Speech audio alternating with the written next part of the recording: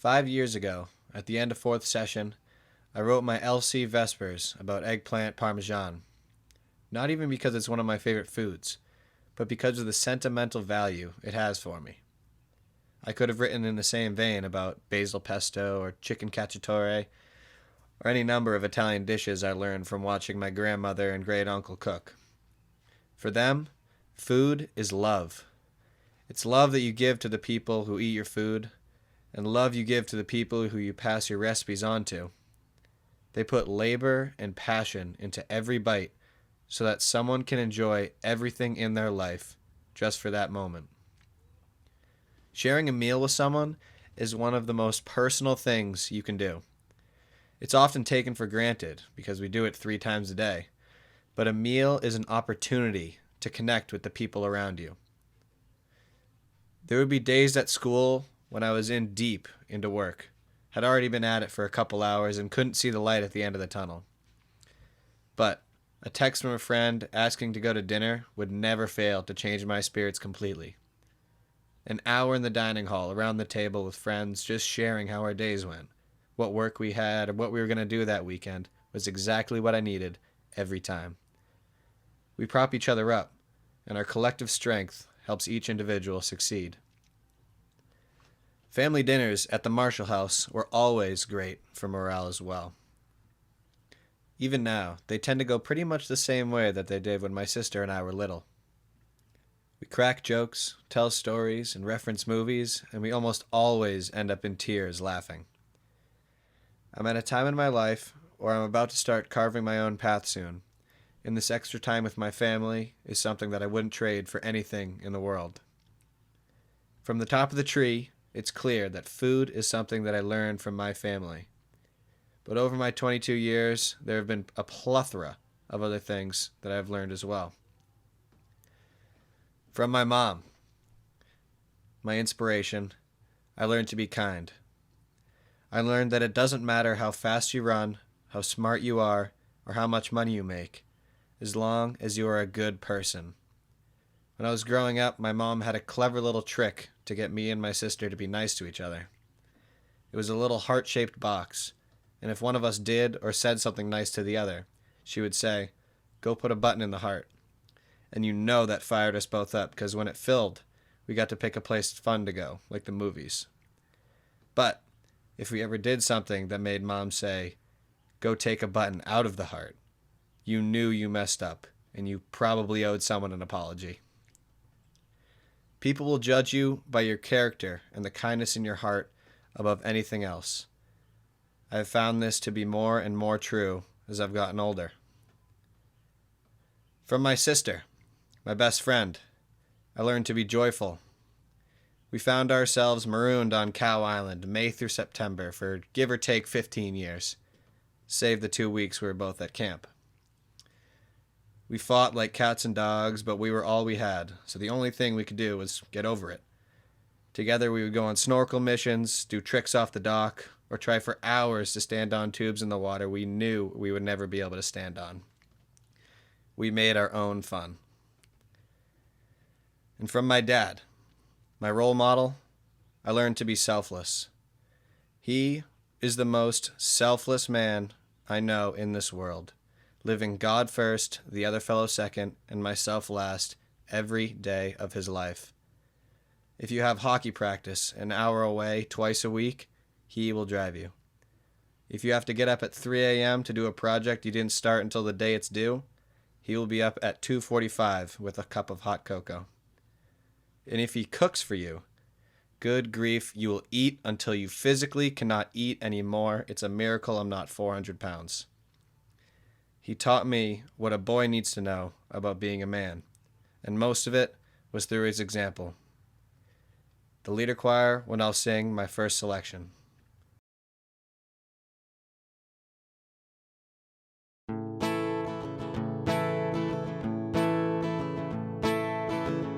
Driving through West Virginia, and I seldom been thinner, with that chip on my shoulder. This past year I got so much older.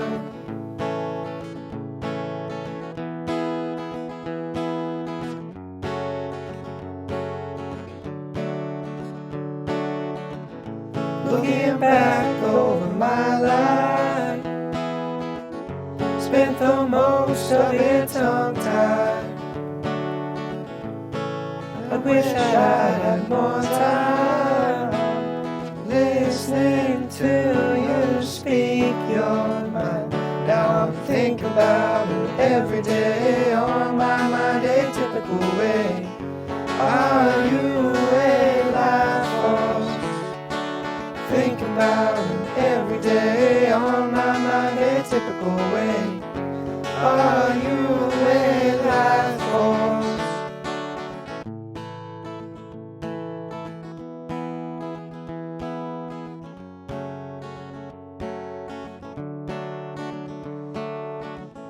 Drinking coffee black as iron,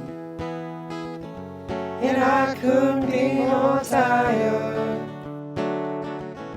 without falling out of my chair. Been so numb for so many years. Now I'm thinking about it every day on my mind, a typical way. Are you a life force? Think about it every day on my mind, a typical way. Are you a life force? And it's so easy to be blinded by the light, to feel lonely in the night. It's blowing in the breeze, babe. I got dust in my eyes, rust in my mind. I'll be home come next spring. Won't you say you love me later by and by?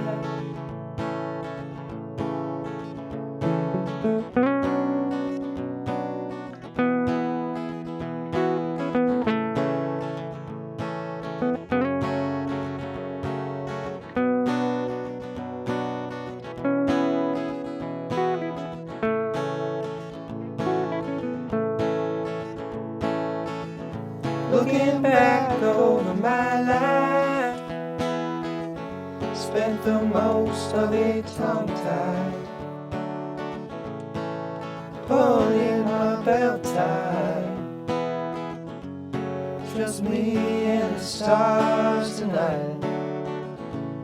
Two fingers in a tight line, keep my head above the alpine. Just wish I'd spend more time listening to her speak her mind. Think about it every day on my mind, a typical way. Are you a life force? Think about it every day on my mind, a typical way. Are you a life force? Think about it every day on my mind, a typical way. Are you a life force? Think about it every day on my mind, a typical way. Are you a life force for me?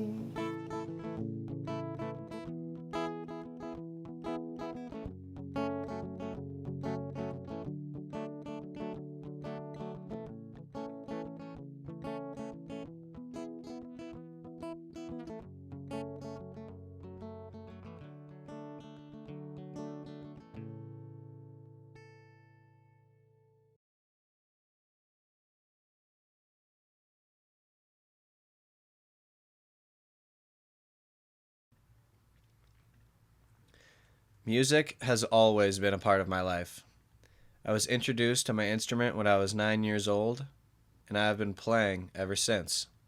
However, it wasn't until the past 3 years, and really the last 10 months, that I have actually dove headfirst into the musical deep end. I've realized some things about music, and I'm going to share them with you guys now because I wish I would have listened to them sooner. Ready? The first. There is no such thing as talent. Let that sink in. There are some genetic things that are unavoidable, like if you're fully grown at 4'11", you're going to have a tough time playing in the NBA. But for the most part, skill at any craft comes from practice, and practice, and practice, and practice. Having a good teacher is critical as well because you need to practice the right way, and this fact is incredibly evident in music. When I show up to rehearsal after a week of not practicing my music, I sound awful, and it's embarrassing, and I only have myself to blame for it. Now, there's a quote that I'm unsure of the origins of it, but it goes like this: "The will to succeed means nothing without the will to prepare." Keep that one in the back of your head. Second, there's a common misconception from the outside looking in at music that music is fun. However, I can say from experience that music is not fun. Most of the time, music is not fun. When you're drilling scales or one tiny section of a song that you can't figure out, or you're sweating bullets from nerves before a performance, it's like banging your head on a brick wall. No, music is not fun. Music brings you joy, and there is a difference. When you've been working your tail off and you finally hit that one section and it sounds good, that is joy. When you start playing during a performance and you make a mistake, but you're so well prepared that you can recover and you keep going and you finish strong, that is joy. When you're playing with your bandmates and you're listening to what they're playing and they're listening to what you're playing and your collective sound gives you chills, that is joy. And third, you will never be the perfect musician. This is something that is most relevant to trumpet, but applies to other instruments as well. It's about the pursuit of something that you know you can never attain, but you continue to pursue it anyways because you want to be the best you can. You have to maintain the progress, not perfection attitude, otherwise you stop improving. Every day, playing that scale one click faster, increasing your range by one little half step, or finding someone new to listen to draw inspiration from. You slowly improve. The reason this is so important is because the only person you are actually competing with is yourself. Now, I'm talking about these ideas in the context of music, but they say the same thing for any walk of life as well. These ideas about hard work and perseverance and self-improvement, they apply to everyone listening to this right now. In school, in sports, relationships, work, whatever it may be, you can dictate the success you have in your own life. The leader choir will now sing my next selection.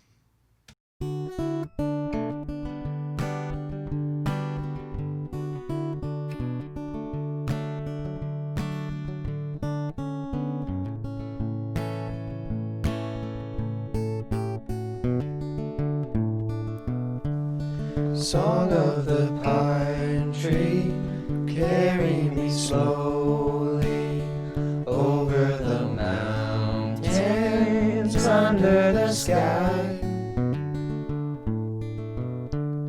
Help me remember running in circles over the mountains under the sky.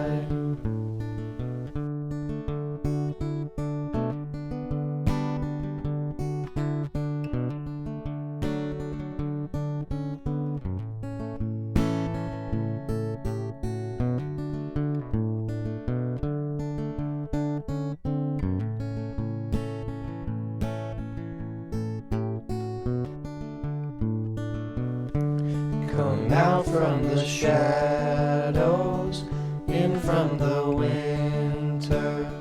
Try not to worry, trouble can wait. Rippling water, glow of the sunset. Lay down your sorrow, the hour is late. Song of the pine tree, carry me slowly over the mountain sky. Help me remember running in circles over the mountains under the sky.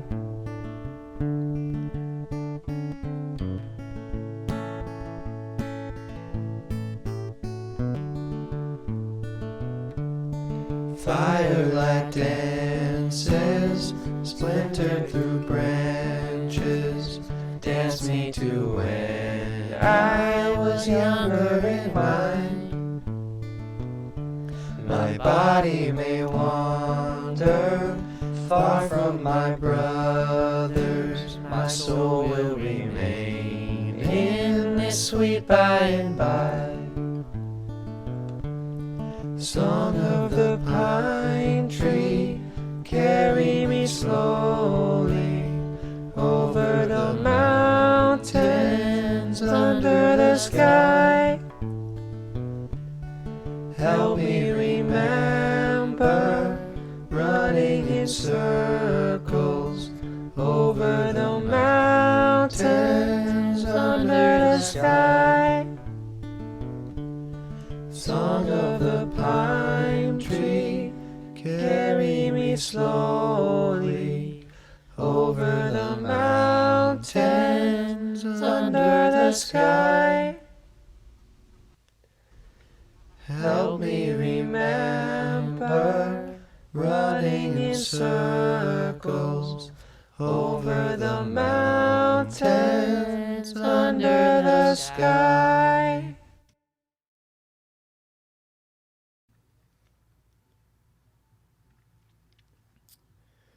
When I was a camper, I was at a time in my life when I was at my most vulnerable, my least coordinated, and really just trying to figure out how to be a functioning kid. I was starting to develop my own opinions on things, trying to tell the difference from right and wrong, and becoming ever more aware of the social ladder. It was a time in my life when I was trusted with a taste of responsibility, but wanted more. I saw the kind of freedom that I could have, but I was not yet granted it. It was a time in my life when I was told what to do and when to do it at home and at school. But at camp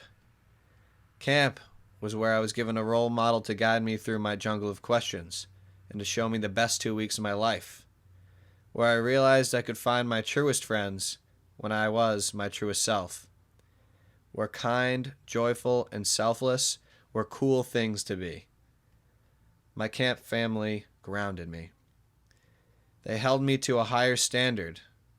They hold me to a higher standard because they believe and truly believe that I am worthy of it. They make me want to be a better person because when I'm with them, I am surrounded by better people. They make me feel like I belong. Food, family, friends, music, camp. It's all kind of scattered, but they all have something in common. For me, all these things fall under a concept that I learned a few years ago. It's called good medicine, and it has nothing to do with pharmaceuticals. Good medicine is anything in your life that helps your state of mind, body, or spirit. This was the story of how I found my good medicine.